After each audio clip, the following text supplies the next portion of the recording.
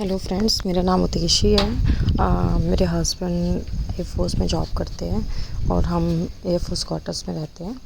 यहाँ पे मैं कुछ सब्जियाँ कट कर रही थी। जैसे आप लोगों ने देखा कि घर पूरा ही बिखरा पड़ा है और साथ के साथ मुझे लंच की भी प्रिपरेशन करनी है क्योंकि कुछ गेस्ट आ रहे हैं आज खाने पे, तो उनका भी खाना बनाना था। यहाँ पे मैं अनियन कट कर रही हूँ। एक्चुअली मैं पनीर की सब्ज़ी बनाने वाली हूँ, तो उसके लिए अनियन एंड टमाटर का एक प्यूरी बनता है, तो उसके लिए पहले उसको कट करके एक सिंपली जैसे फ्राई करते हैं, फ्राई करने के बाद में हमें उसको ग्राइंड करना होता है। तो मैं अभी उसके लिए मटेरियल रेडी कर लेती हूँ जिससे कि वो ठंडा हो जाएगा, और जब तक मैं जो भी क्लीनिंग वगैरह रहेगा वो करने के बाद वो ठंडा हो जाएगा, और ठंडा होने के बाद में मैं उसको ग्राइंड कर लूँगी।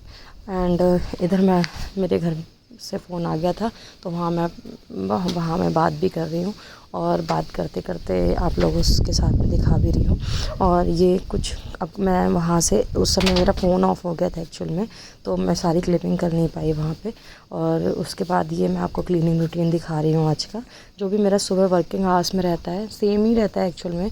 बट हाँ, ये है कि मैं प्ले स्कूल रन करती हूँ, बिजी भी प्ले स्कूल, तो उसका मैनेजमेंट में भी रहता है और टीचर्स की तरह भी वर्क करती हूँ क्योंकि अभी नया ही ओपन किया है, तो सभी कुछ करना पड़ता है।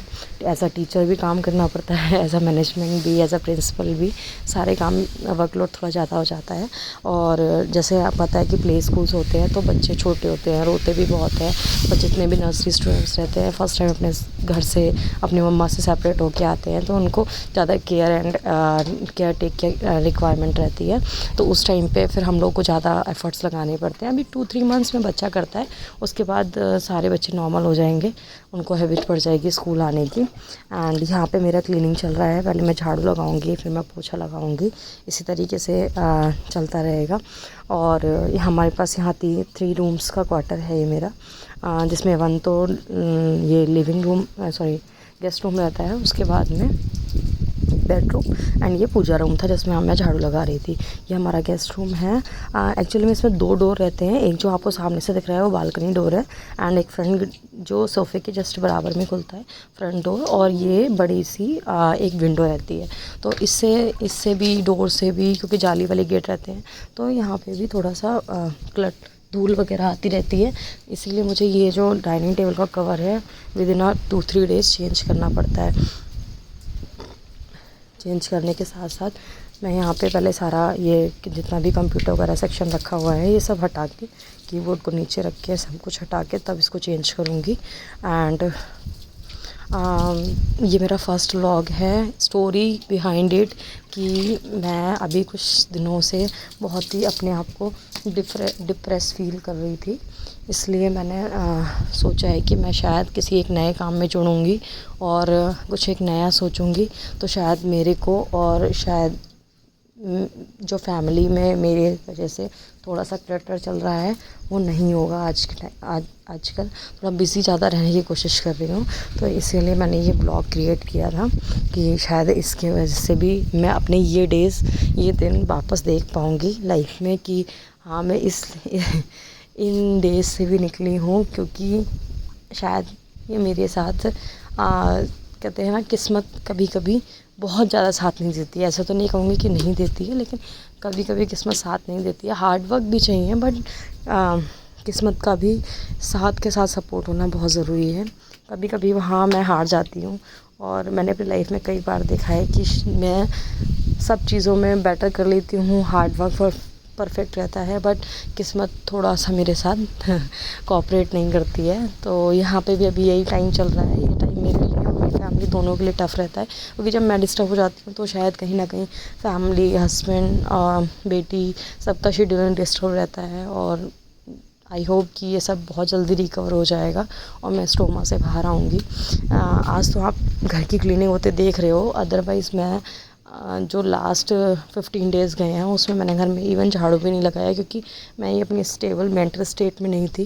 तो बहुत बहुत डिमोटिवेटिंग फ़ील होता है कभी कभी, क्योंकि हम लोग सब, अभी भी मेरी आँखों से आंसू आ रहे हैं, हम लोग सब मम्मी डैडी सबसे बहुत दूर रहते हैं। मम्मी डैडी भी थोड़ा ऐसी सिचुएशंस में रहते हैं कि हर बात आप उनको नहीं बता सकते।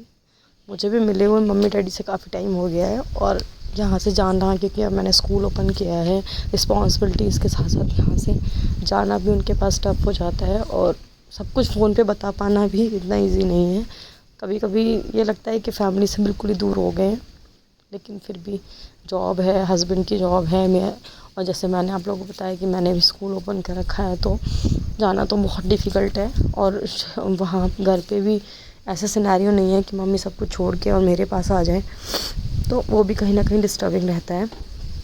चलिए कोई नहीं, फेज़ आते हैं लाइफ के, शायद सभी के साथ आते होंगे, मेरे साथ तो आ ही रहा है। लेकिन मुझे लगता है कि लाइफ तभी निखरती भी है जब तक आप अपने आप को उतना ज़्यादा, जितना ज़्यादा तराशोगे ना, जितना हीरा तराशा जाता है उतना ही निखर के आता है। तो वही सोचती हूँ मैं हर बार कि जितनी भगवान उसी को तकलीफ़ें भी देता है जिसको सहने और उनसे निकलने का रास्ता पता होता है। जो उस लायक होता है उसी को इतनी तकलीफ़ें दी जाती हैं। तो शायद मेरे साथ भी यही है कि शायद भगवान मुझे उतना कैपेबल समझते हैं, और बाय गॉड ग्रेस कि मेरे हस्बैंड इतने सपोर्टिंग मिले हैं, जो मुझे हर प्रॉब्लम से एक पॉजिटिव वे में निकालने की कोशिश करते हैं। क्योंकि मैं बहुत ही जल्दी एक डिप्रेशन वाली फीलिंग में रहती हूँ।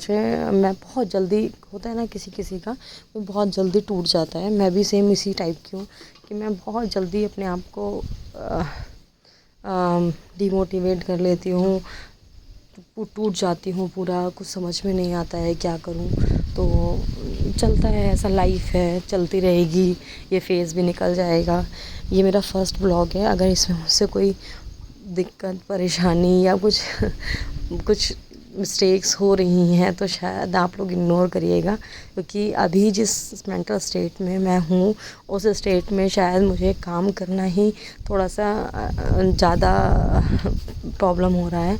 तो उसमें ब्लॉग बनाना, ये सब करना थोड़ा सा है, लेकिन अपने आप को बिज़ी रखना। और ये डेज़ में दोबारा जब शायद क्योंकि मैं कह तो सकती नहीं, क्योंकि कुछ ऐसा चल रहा है कि बोल ही नहीं सकती कि शायद अच्छे दिन भी आएंगे। लेकिन हाँ, अगर लाइफ में अच्छे दिन आए तो शायद मैं इन दिनों को कभी भूल नहीं पाऊँगी, और इन दिनों को, फिर इन यादों को मैं इन वीडियोस के तरह, और इस आवाज़ में जितना दर्द है आज, उस दिन उस दर्द को शायद मैं फील कर पाऊँगी कि मैं कितनी प्रॉब्लम में रहा करती थी। सॉरी, मैं रोना नहीं चाह रही हूँ, लेकिन पता नहीं क्यों मेरे आंसू रुक नहीं रहे हैं। मैं जिससे भी बात करती हूँ, मैं सिर्फ, मेरे आंसू निकलते रहते हैं। चलिए छोड़िए उन सब चीज़ों को, इन सब चीज़ों को छोड़ने के लिए तो मैंने ये स्टार्ट किया है। अगर मैं यहाँ पे भी यही सब बातें करने लगूँगी तो क्या फ़ायदा होगा। यहाँ देखिए, बातों की बातों में पूरा घर क्लीन हो गया है। ये रूम मैं आपको दिखा रही हूँ, ये क्लीन हो गया है। यहाँ से ये सामने वाली भाभी हैं, उनके बच्चे हैं दोनों, वो भी आ गए थे, वो भी बैठे टीवी देख रहे हैं। और ये बाहर वाला रूम है जो मैं आपको बता रही थी, तो ये भी रेडी है। ये मैं ऑफ़िस गई थी अपने आयास को देखने के लिए, तो वहाँ देखा तो वहाँ भी सब क्लीन था। बाहर आया काम कर रहे थे, और ये कॉरिडोर अभी क्लीन होना था, ये कॉरिडोर क्लीन हुआ नहीं था, शायद आप लोग देख पा रहे होंगे। तो साइड में, उधर साइड में आया बैठे हुए हैं सब लोग काम